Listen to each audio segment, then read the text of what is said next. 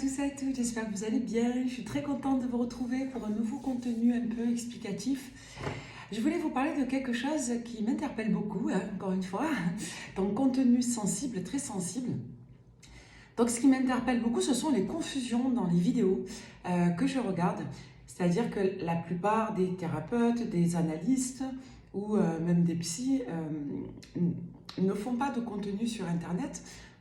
Je pense pour la simple et bonne raison qu'ils estiment, et j'en fais partie, que c'est trop compliqué de tout reprendre, que c'est trop complexe pour être précisé et que les commerciaux, c'est-à-dire les personnes qui veulent générer de la visibilité sur leur contenu, le font beaucoup mieux que nous. Et donc le souci, c'est que quand ils le font, ils donnent des informations incomplètes, ils donnent des informations vulgarisées et surtout ils axent l'ensemble des objectifs thérapeutiques, c'est-à-dire des objectifs de coaching, sur l'acquisition de l'autre dans le cadre des états initiaux des entrées en relation. En d'autres termes, on vous parle souvent de comment capter une personne, mais on ne vous parle pas de, déjà, est-ce que c'est nécessaire de capter cette personne? Est-ce que c'est bénéfique pour vous de capter cette personne? Ou est-ce que tout simplement, c'est utile par la suite de capter une personne qui, dans tous les cas, partira et vous fera du mal? Alors, on parle beaucoup des PN parce que c'était à la mode. On parle beaucoup de la séduction parce que c'est à la mode de nos jours aussi. Mais il y a quelque chose dont on ne parle pas, ce sont les mécanismes d'attachement. Vous vous trompez tous de questions. Je suis désolée, c'est un peu présomptueux. Moi, Dieu ne détient pas de vérité absolue. Je vous partage simplement des regards, des expériences et des connaissances. Je vous le dis sincèrement, les trois quarts du temps, vous vous posez les mauvaises questions et vous vous trompez de combat. La question que tout le monde se pose, c'est est-ce qu'il m'aime? Est-ce qu'elle m'aime? Est-ce qu'il est amoureux? Est-ce qu'elle est amoureuse? On s'en fout. Pourquoi on s'en fout? On s'en fout royalement parce que ce n'est pas l'amour qui détermine les comportements. Et je le dis précisément, vous allez faire une différence très nette entre la polarité masculine et la polarité féminine.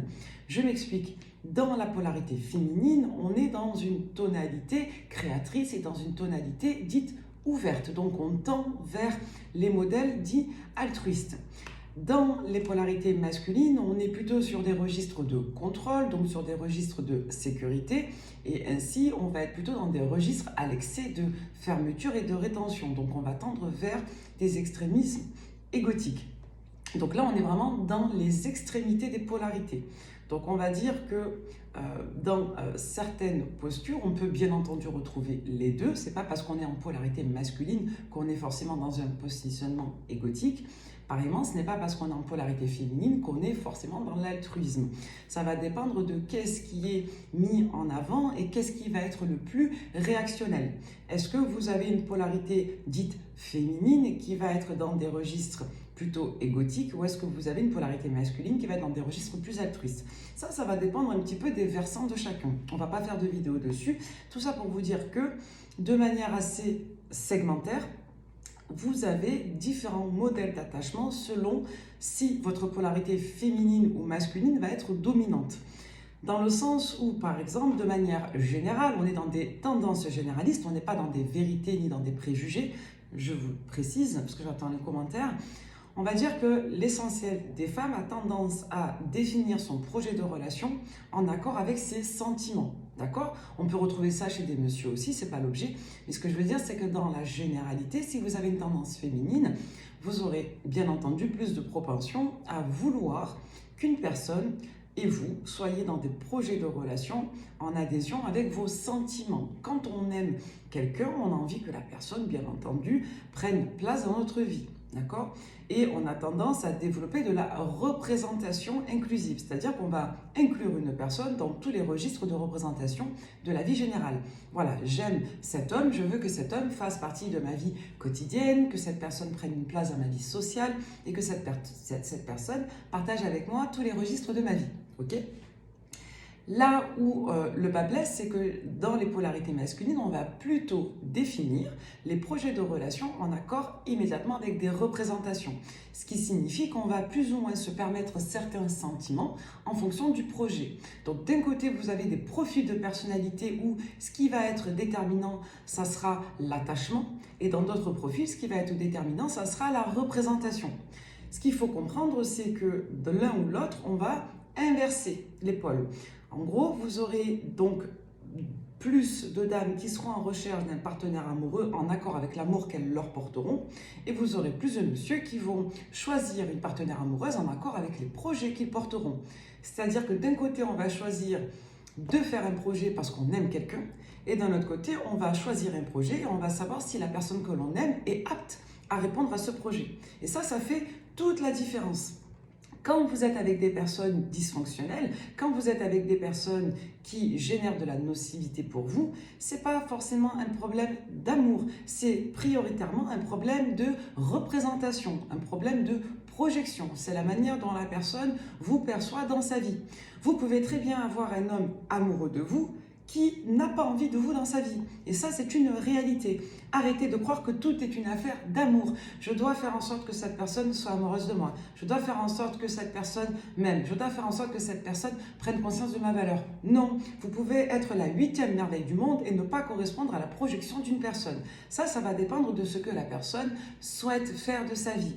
Donc que vous soyez un homme ou une femme, on s'en fiche. Je vous l'ai expliqué très succinctement parce qu'on est plus sur des polarités que sur des sexes genrés. Mais partez du principe que, en gros, vous avez des personnes qui ne font absolument pas reposer leur choix sur leur registre affectif. Vous aurez des personnes qui vont faire reposer leur choix de partenaire sur des registres uniquement rationnels, uniquement intellectuels. Là où ça se corse, c'est que bien entendu, nous sommes tous des êtres humains, donc que vous soyez la personne la plus égotique, la plus rationnelle, vous aurez forcément des besoins affectifs, parce que vous aurez naturellement des réactions, des réponses aux stimuli de la réalité.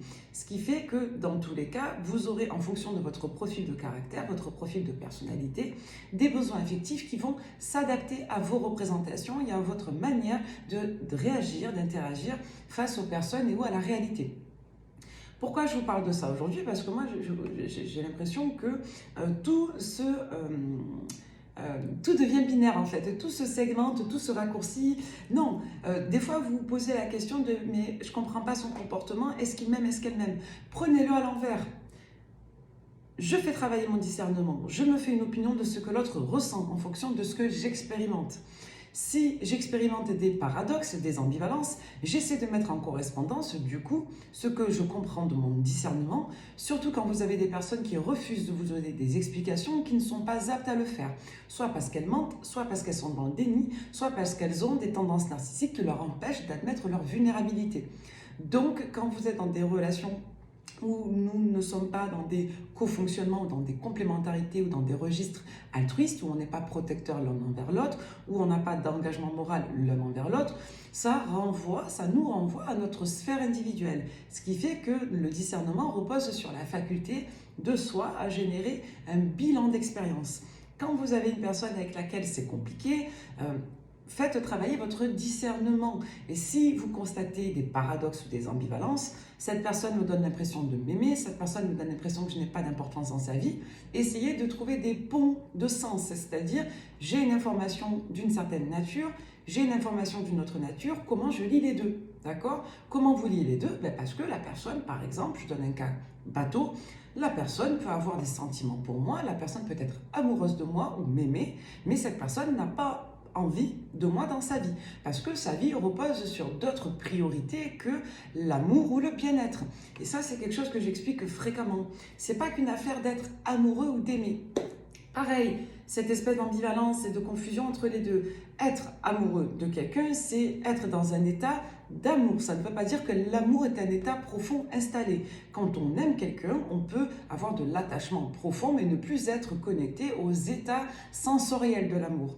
Donc les états sensoriels, c'est tout ce qui va être attrait aux réactions affectives inhérentes à l'attachement. C'est tout ce qui va être inhérent aux réactions passionnelles, donc tout ce qui peut être attrait à l'intensité de l'amour, je dirais, activé. Donc quand vous êtes amoureux de quelqu'un, vous avez un état qui peut être passager ou non, ça c'est le contexte qui le détermine, mais cet état amoureux peut être un état transitif. On tombe amoureux de quelqu'un, mais parfois on passe à autre chose. Parfois l'amour ne s'installe pas. Parfois on peut être amoureux de quelqu'un et ne pas dépasser ce cap d'état initial de l'attachement.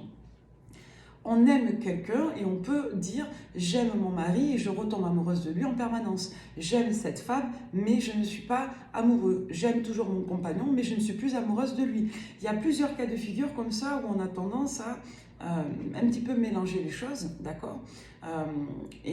Forcément, lorsqu'on est confronté à ces ambivalences, à ces paradoxes, à ces situations très complexes, ben, on n'arrive plus forcément à les lire et à les décrypter. Donc faites une différence, s'il vous plaît, entre une personne qui vous aime et une personne qui est amoureuse de vous.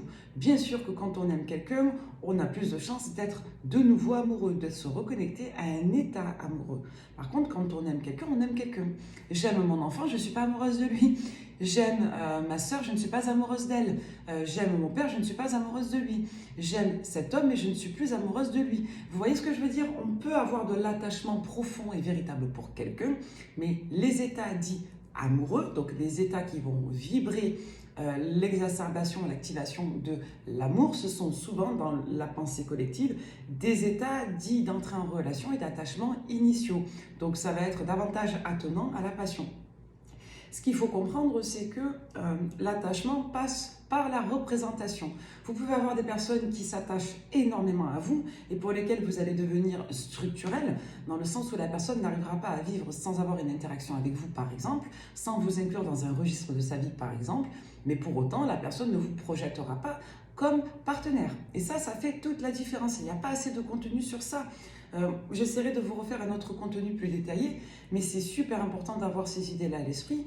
C'est que vous aurez des personnes qui vont vous qualifier comme partenaire de vie, comme compagnon ou compagne en fonction de votre projet, c'est-à-dire dans la vie courante, mais qui pour autant n'auront pas forcément d'état d'attachement profond ou d'état amoureux. Et vous aurez d'autres personnes qui vont avoir de l'attachement pour vous très profond, très complexe, parfois même très passionnel, mais qui ne voudront pas de vous dans leur vie, parce que ça ne correspond pas à leur représentation, parce que il y a d'autres natures d'attachement pour lesquelles on n'est plus dans l'état amoureux. Par exemple, on peut aimer sa femme, ne plus être amoureux d'elle et avoir besoin d'une autre personne pour laquelle on va développer de la passion, voire de l'amour aussi, mais avec laquelle on n'arrivera pas à se projeter dans la vie ordinaire parce que soit on a d'autres devoirs, soit on a d'autres états d'esprit, soit on a d'autres projections.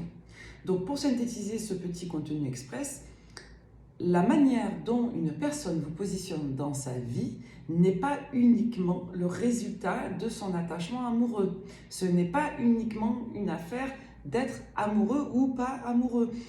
Une personne qui ne vous calcule pas, c'est pas forcément une personne qui ne vous aime pas. Le souci, c'est que dans les 3/4 du temps, je vous l'accorde, de nos jours, on a beaucoup de profils comme ça qui emploient l'autre en fonction de leur réponse individuelle. Je vais vers cette personne parce qu'elle me fait du bien, je vais vers cette personne parce que je m'ennuie, je vais vers cette personne parce qu'elle m'excite, mais je ne vais pas être disponible psychologiquement et ou émotionnellement, donc je vais calquer mon attitude à cette indisponibilité. Donc l'autre va devenir le support de ma réponse individuelle à mes propres besoins, ce qui fait que l'autre, quelque part, je vais un peu nier sa sphère personnelle et je vais le ou la traiter comme quelque part un objet. Je vais prendre, je vais poser, je vais calculer, je vais plus calculer, je vais venir, je vais repartir, parce que la personne n'est pas dans un état d'attachement permanent. La personne n'est pas dans une induction d'intention permanente. La personne va simplement se connecter à vous quand elle aura besoin de la réponse que vous apportez à ses propres besoins, à ses propres envies, à ses propres impulsions. Et puis, vous avez d'autres cas de figure, encore une fois, où vous aurez des personnes qui vous aimeront réellement, mais qui vont totalement disparaître, qui ne vont pas réussir à revenir vers vous et qui, parfois, craqueront et auront des mécanismes impulsifs de retour vers vous et qui vont derrière se résigner à nouveau et repartir. Donc, vous pouvez avoir des personnes qui vous aiment, mais qui n'arrivent pas à être avec vous. Vous pouvez avoir des personnes qui vous aiment, mais qui ne voudront pas être avec vous. Parce que dans le référentiel général d'évaluation, on estime que l'amour ne prend pas cette place, ou on peut estimer que la personne ne correspond pas à ce qu'on attend de sa vie ordinaire, pour plein de raisons différentes. Mais c'est toujours en lien avec les représentations. Quand vous commencez, là je m'adressais aux femmes en particulier, et à certains messieurs aussi, mais bon, surtout aux femmes, quand vous commencez à vouloir être en couple, en relation avec une personne, c'est parce que vous commencez à représenter cette personne dans votre vie. Et souvent, vous la représentez parce que vous vous attachez à elle. Vous ne tenez pas compte de sa faculté à être dans votre vie, vous ne tenez pas compte de sa volonté à être dans votre vie, et vous ne tenez pas compte des contraintes que cette personne vous impose quant à son incapacité à être dans votre vie. Souvent, vous faites reposer vos désirs de vie, vos désirs de partenariat sur votre attachement. C'est-à-dire que la projection de l'autre repose sur votre manière de vous attacher à vous. Or, pour se projeter dans un projet de relation, on a besoin d'être deux. Donc c'est très important de tenir compte de la sphère de l'autre. Moi, je parle souvent en plaisantant de narcissisme altruiste. Ça signifie que j'aime cette personne. Comme j'aime cette personne, je la veux avec moi dans ma vie, je veux la figurer dans mon quotidien, mais pour autant, je ne tiens pas compte de la volonté de l'autre à vouloir être dans ma vie. Je ne tiens pas compte des signaux de réfraction, c'est-à-dire ce que la personne va m'envoyer en rejet pour désirer ou non être dans ma vie, et je ne vais surtout pas tenir compte de la réalité partagée. C'est-à-dire que si une personne vous prouve par A plus B qu'elle ne veut pas de vous dans sa vie générale, pourquoi maintenir votre projection? Parce que votre projection repose sur votre manière de vous attacher entre vos sentiments et la déduction logique dans vos représentations de vous projeter en couple. Donc ça, c'est une vidéo, je sais, qui ne va pas faire plaisir et qui ne va pas plaire. Parce que c'est pas évident d'entendre ça et je le comprends, mais pour projeter une personne dans votre vie, veillez avant toute chose à savoir déjà si cette personne en a envie, à savoir si cette personne génère des paradoxes et de quelle nature.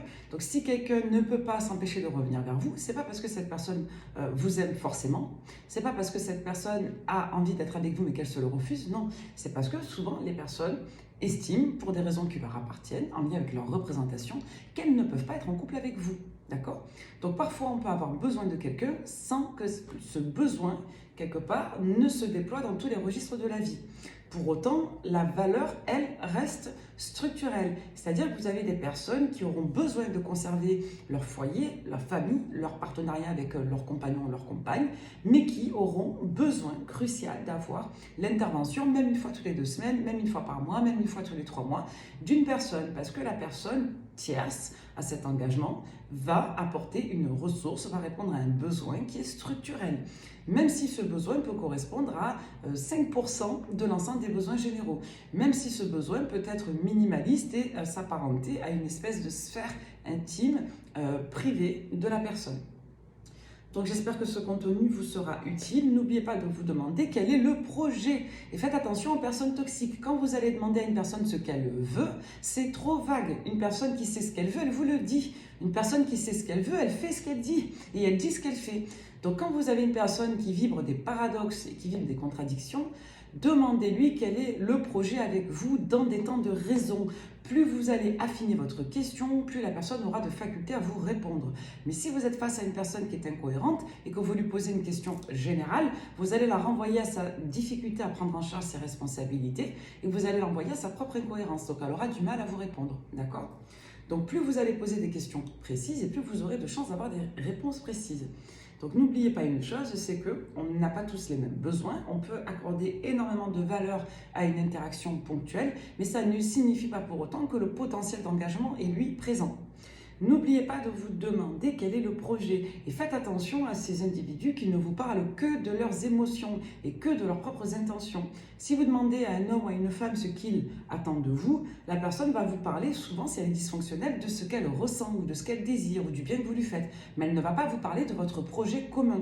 Méfiez-vous des personnes qui ne sont pas dans des fonctionnements commun avec vous, parce que là, c'est un signal d'alerte à un comportement dysfonctionnel. Là, je vous parle des relations à deux, bien sûr, et je vous parle des relations dysfonctionnelles, pas quand vous êtes déjà dans un couple. Là, dans un couple, on peut avoir d'autres problèmes dysfonctionnels, on en parlera peut-être dans une autre vidéo, mais c'est quand même super important de parler de ça. Voilà. Merci, à très vite.